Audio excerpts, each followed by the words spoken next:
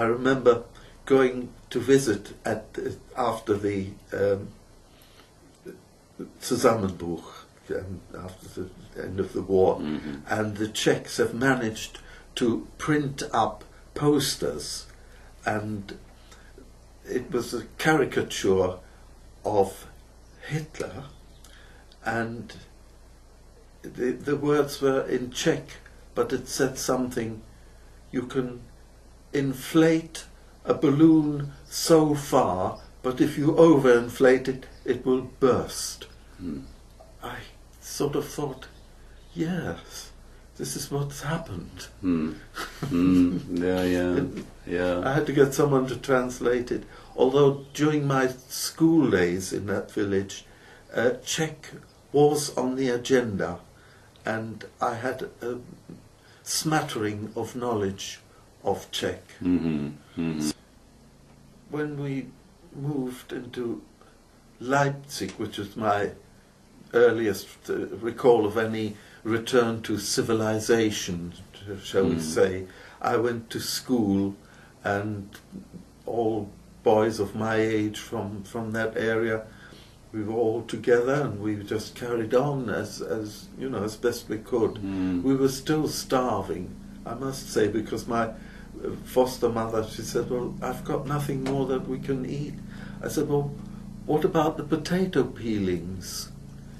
And we tried making something, because the way we always ate potatoes, even in the country, was to boil them first in their jackets, in their skins, and then peel them, and then eat the potatoes. Well, we had these potato peelings of the boiled potatoes, and she thought, well, I'll see if I can make something of that. She did try, but it tasted awful, so we gave that up as a bad job.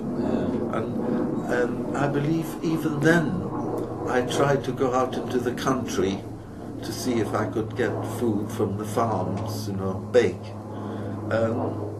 And it wasn't so successful. The farmers weren't as generous around there. Possibly they had far more people coming out. So I gave that up as a bad job. As I said, we woke up hungry and went to bed hungry. A slice of bread in the morning and a slice of bread in the evening. And all the time you had to have an alert mind for learning. Yeah. So there was among the general teaching, there was a teacher who said, now we will at some time teach you Russian.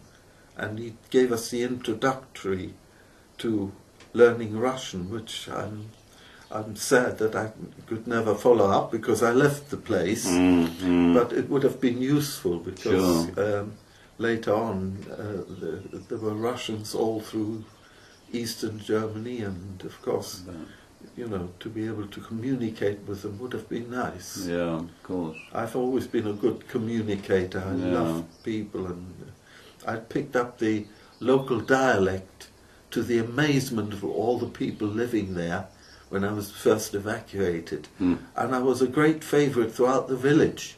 The whole village knew who I was, my name, apart from the fact that I had a very good singing voice, and I sang solo and in the school choir when there were school performances. But they liked me, because during harvest time I was always there. We were given special leave from school during harvest time to help with the harvest. I used to love making hay, bringing in the crops, the grain, potato harvesting, and I would always work hard. And of course the farmers always had good food. Most of them baked their own bread, and they had meat and things like that, which we normally didn't. And there was always a good feed around. But life was good then. Yeah, of course.